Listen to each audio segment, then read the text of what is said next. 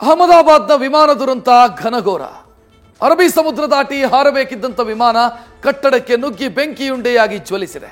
ಈ ದುರಂತ ಇಡೀ ದೇಶವನ್ನ ತಲ್ಲಣಿಸುವಂತೆ ಮಾಡಿದೆ.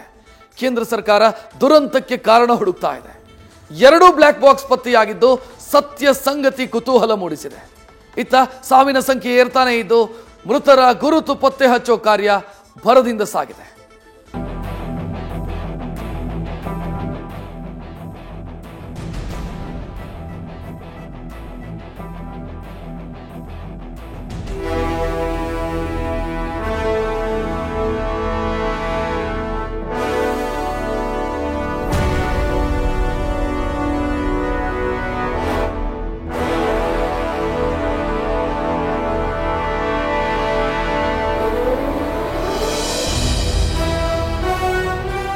ವಿಮಾನ ದುರಂತ ನಡೆದ ಮೇಘನಿ ನಗರವೀಗ ಸ್ಮಶಾನ.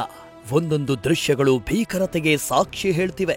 ಕನಸುಗಳ ಬೆನ್ನೇರಿ ಸೂರ್ಯ ಮುಳುಗದ ನಾಡಿಗೆ ಪಯಣಿಸಿದವರಿಗೆ ಯಮ ಪಾಶ ಹಾಕಿತ್ತು. ತಾಂತ್ರಿಕ ದೋಷಾನ, ಪೈಲಟ್ಗಳ ತಪ್ಪ, ಹೃದಯ ವಿದ್ರಾವಕ ಘಟನೆಗೆ ಕಾರಣ ಇನ್ನೂ ನಿಗೂಢ.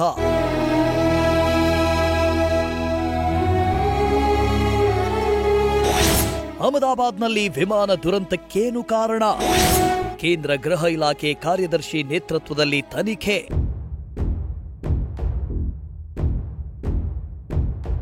ಅಹಮದಾಬಾದ್ನಲ್ಲಿ ವಿಮಾನ ಅಪಘಾತದ ಬಳಿಕ ದುರಂತಗಳ ಸರಮಾಲೆ ಸೃಷ್ಟಿಯಾಗಿದೆ.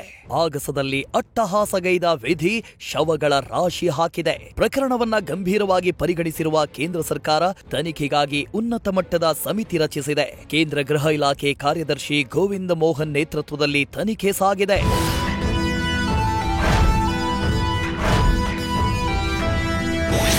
ವಿಮಾನ ದುರಂತದಲ್ಲಿ ಏರ್ತಲೇ ಇದೆ ಸಾವಿನ ಸಂಖ್ಯೆ.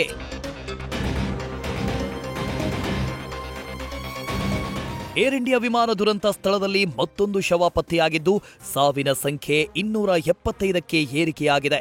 ವಿಮಾನದ ಹಿಂಭಾಗದಿಂದ ಮತ್ತೊಂದು ಶವ ಹೊರತೆಗೆಯಲಾಗಿದೆ. ಹಾಸ್ಟೆಲ್ ಕಟ್ಟಡಕ್ಕೆ ಹಾನಿಯಾಗಿದ್ದು ಸದ್ಯ 200ಕ್ಕೂ ಹೆಚ್ಚು ವಿದ್ಯಾರ್ಥಿಗಳು ಹಾಸ್ಟೆಲ್ ತೊರೆದಿದ್ದಾರೆ. ಶವ ಹೊರತೆಗೆಯುವ ದೃಶ್ಯ ನ್ಯೂಸ್ ಫಸ್ಟ್ ಕ್ಯಾಮೆರಾದಲ್ಲಿ ಸೆರೆಯಾಗಿದೆ.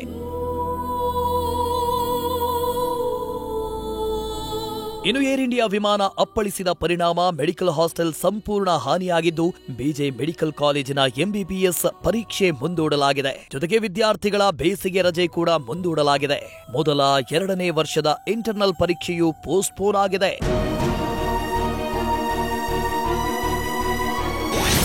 ದುರಂತ ಸ್ಥಳದಲ್ಲಿ ಡಿಜಿಸಿಎ ಅಧಿಕಾರಿಗಳ ಪರಿಶೀಲನೆ.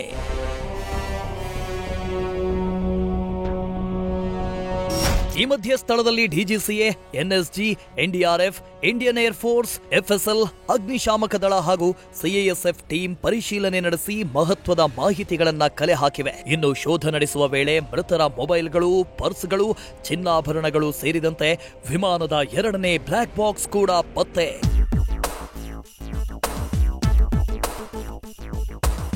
ಇನ್ನು ನಿನ್ನೆ ಒಂದು ಬ್ಲ್ಯಾಕ್ ಬಾಕ್ಸ್ ಪತ್ತೆಯಾಗಿತ್ತು.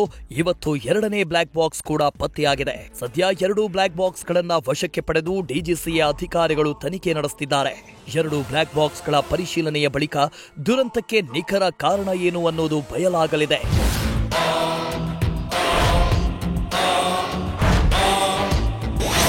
ದುರಂತದಲ್ಲಿ ಪತ್ತೆಯಾಗದ ಕೆಲ ಶವಗಳ ಗುರುತು, ಮೃತದೇಹ ಗುರುತು ಪತ್ತೆಗಾಗಿ ಡಿಎನ್ಎ ಪರೀಕ್ಷೆ.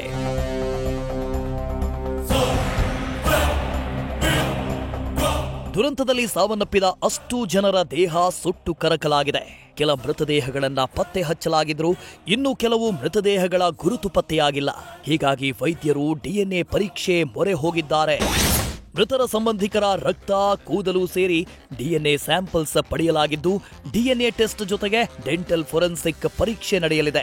ಶವಗಳ ಗುರುತು ಪತ್ತೆಗೆ 80ರಿಂದ 100 ಮಂದಿ ವೈದ್ಯರನ್ನ ನಿಯೋಜನೆ ಮಾಡಲಾಗಿದ್ದು ಡಿಎನ್ಎ ಪರೀಕ್ಷೆಗೆ 3 ದಿನಗಳು ಆಗುತ್ತೆ ಅಂತ ಬಿಜಿ ಮೆಡಿಕಲ್ ಕಾಲೇಜು ವೈದ್ಯರು ತಿಳಿಸಿದ್ದಾರೆ.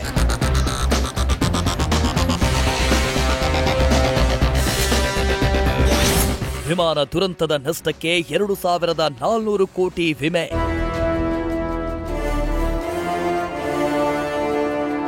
ಇನ್ನು ವಿಮಾನ ದುರಂತದಲ್ಲಿ ಏರ್ ಇಂಡಿಯಾ ಸಂಸ್ಥೆಯ ವಿಮಾನ ನಾಮಾವಶೇಷಗೊಂಡಿದ್ದು ಸುಮಾರು 2,400 ಕೋಟಿ ರೂಪಾಯಿ ಇನ್ಶೂರೆನ್ಸ್ ಕ್ಲೇಮ್ ಆಗಲಿದೆ ಎನ್ನಲಾಗ್ತಿದೆ. ಇದು ದೇಶದ ಇತಿಹಾಸದಲ್ಲೇ ಅತಿ ದೊಡ್ಡ ಇನ್ಶೂರೆನ್ಸ್ ಕ್ಲೇಮ್ ಎನಿಸಿದೆ. ವಿಮಾನ ಸಂಪೂರ್ಣ ಸುಟ್ಟು ಕರಕಲಾಗಿದ್ದು ನಷ್ಟಕ್ಕೆ 665ರಿಂದ 965 ಕೋಟಿ ಸಿಗೋ ನಿರೀಕ್ಷೆ ಇದೆ. ಇನ್ನು 377ರಿಂದ 434 ಕೋಟಿ ಮೊತ್ತ 241 ಪ್ರಯಾಣಿಕರಿಗೆ ವಿಮೆ ಮೊತ್ತವಾಗಿ ಸಿಗಲಿದೆ.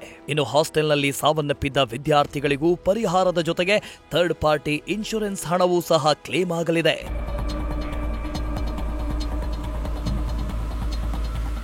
ವಿಮಾನ 650 ಅಡಿ ಎತ್ತರಕ್ಕೆ ಹೋಗಿ ಪತನ ಆಗಿದೆ ಅಂತ ಕೇಂದ್ರ ವಿಮಾನಯಾನ ಸಚಿವ ರಾಮಮೋಹನ್ ನಾಯ್ಡು ಮಾಹಿತಿ ನೀಡಿದ್ದಾರೆ. ಏರ್ಪೋರ್ಟ್ನಿಂದ ಜಸ್ಟ್ 2 ಕಿಲೋಮೀಟರ್ ದೂರದಲ್ಲಿ ಪತನ ಆಗಿದೆ. ಪೈಲಟ್ ತಕ್ಷಣ ಎಮರ್ಜೆನ್ಸಿ ಸೂಚನೆ ನೀಡಿದ್ರು. ಬ್ಲಾಕ್ ಬಾಕ್ಸ್ ಡೇಟಾ ಡಿಕೋಡ್ ಮಾಡಲಾಗ್ತಾ ಇದೆ ಎಂದಿದ್ದಾರೆ.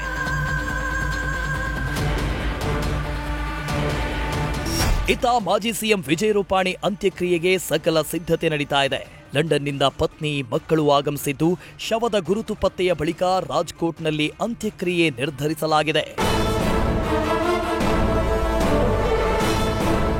ದೇಶ ಕಂಡ ಅತ್ಯಂತ ದೊಡ್ಡ ವಿಮಾನ ದುರಂತ ನಡೆದು 3 ದಿನ ಕಳೀತಾ ಬಂದಿದ್ದು ವಿಮಾನ ಪತನದ ರಹಸ್ಯ ಇನ್ನಷ್ಟೇ ಹೊರಬೀಳಬೇಕಾಗಿದೆ.